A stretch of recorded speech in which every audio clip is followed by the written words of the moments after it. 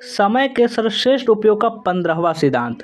आज हम time management book का समय के सर्वश्रेष्ठ उपयोग का 15वां आपको सिद्धांत बताने वाला। सिद्धांत कौन है? भावी लाभ के लिए वर्तमान में त्याग करें, ये आपका सिद्धांत का नाम है और इसी के बारे में ये पूरा वीडियो है। तो चलिए देखना स्टार्ट करते हैं कि इसके बारे में कि समय का 15वां सिद्धांत क्या कहता है, समय का सर्वश्रेष्ठ उपयोग वाला। उससे पहले एक चार्ल्स ई हमेल का एक कहावत है कि हमारी दुविधा समय की कमी से ज़्यादा गहरी है। यह मूलतः प्राथमिकताएं तय करने की समस्या है। हमें इस बात का एहसास होता है कि हमने वे काम नहीं किए जो हमें करने चाहिए, ये और वे कर दिए जो हमें नहीं करने चाहिए थे। ठीक है, और आगे देखते हैं। बड़े देखिए, आपका समय के मामले में हम सभी के पास विकल्प होता है। हम चाहे तो इसका दुरुपयोग कर सकते हैं, हम चाहे तो इसका सदुपयोग कर सकते हैं। हम चाहे तो वर्तमान पल को मौज मस्ती में बर्बाद कर सकते हैं, हम चाहे तो वर्तमान पल को सुनहरे भविष्य की सीढ़ी बना सकते हैं। हम चाहे तो आलस में आकर न्यूनतम काम करके अधिकतम आराम कर सकते हैं। हम चाहे तो कर्मठता से अधिकतम काम करके अपने समय का निवेश कर सकते हैं। हर सफल व्यक्ति भावी लाभ के लिए वर्तमान समय का निवेश करते हैं। जिस तरह कंपनियां भावी सफलताएं के लिए पूंजी का निवेश करती है, उसी तरह व्यक्ति भावी सफलता के लिए समय का निवेश करते हैं। अगर आप किसी को समय ही नहीं देंगे तो आपको सफलता कैसे आएगी? और एक विद्यार्थी परीक्षा करीब आने पर भी घंटों तक टीवी देखता रहता है। दूसरा विद्यार्थी यह सोचता है कि इस समय पढ़ने से परीक्षा में ज़्यादा अच्छे ग्रेड्स मिलेंगे, इसलिए वह टीवी न देखकर पढ़ाई में जुट जाता है। कॉलेज का एक विद्यार्थी क्लास में गोता मार कर लड़कियों से गप्पे लड़ाता रहता है। हमेशा क्या कर उसको बातें करा कि ये इसके बारे में उसके बारे में गप्पे लड़ा रहा है, और दूसरा विद्यार्थी क्लास में मन लगाकर पढ़ाई कर रहा है। एक कर्मचारी ऑफिस के महत्वपूर्ण प्रोजेक्ट पर काम करने के बजाय गपशप करता है।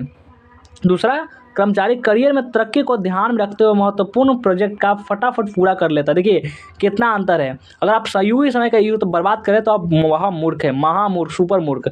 एक सेल्समैन सुबह उठकर टीवी देखने लगता है, दूसरा सेल्समैन सुबह उठकर संभावित ग्राहकों से फ़ोन पर अपॉइंटमेंट लेता है कि हमें कहाँ मिलना है, कब मिलना है।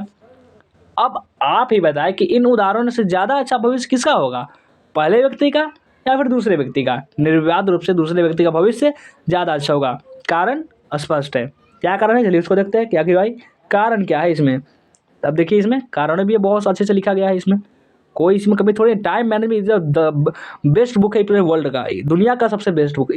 हर उदाहरण में पहला व्यक्ति अनेक क्षणिक सुख में उलझकर अपना समय बर्बाद कर रहा है, जबकि दूसरा व्यक्ति भावी सफलता के लिए क्षणिक सुख का जो त्याग कर रहा है। क्षणिक सुख से क्या मतलब है, हमारे और भी बहुत कुछ सुख पा सकते हैं आगे चलकर। इसलिए समय का सर्वश्रेष्ठ उपयोग का 15वां सिद्धांत है, भावी लाभ के लिए वर्तमान में त्याग करें। और आगे देखिए, इसका एक उदाहरण देखें। एक जापानी कंपनी कैलिफोर्निया में योसेसाइट नेशनल पार्क का प्रबंधन संभालना चाहती थी। अमेरिका वालों ने उस कंपनी में बिजनेस प्लान पेश करने को कहा। उन्हें उम्मीद थी कि वे 1-2 साल का बिजनेस प्लान पेश करेंगे, लेकिन जब जापानी कंपनी ने 250 साल का बिजनेस प्लान पेश किया तो अमेरिका वालों के होश उड़ गए। अमेरिका के लोग अगली तिमाही या अगले साल के बारे में सोच रहे थे, जबकि जापानी कंपनी दीर्घकालीन भविष्य के बारे में सोच रही थी। देखिए कितना अंतर था उनमें।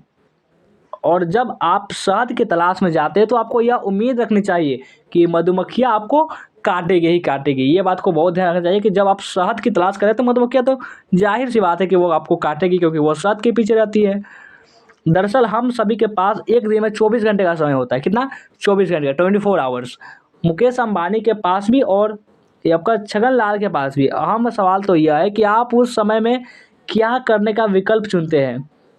यह इस बात से तय होता है कि आपके लिए क्या महत्वपूर्ण है, क्षणिक सुख या भावी सफलता।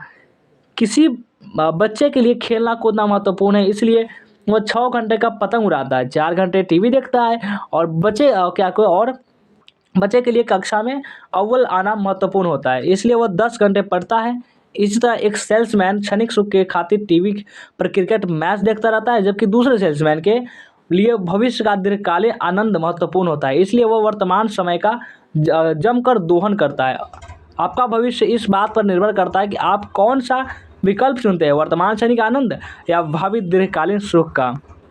ठीक है, और देखिए इसमें कल के लिए सभी फूल आज के बीजों से ही पैदा होंगे। ये बोले थे चीनी की ये कहावत है, चीनी कहावत, इनका नाम ही है चीनी कहावत। ठीक है, तो कल के लिए सभी फूल आज के बीजों से ही पैदा होंगे। तेज़ समय का सर्वश्रेष्ठ उपयोग का 15वां सिद्धांत। और ये सिद्धांत क्या था?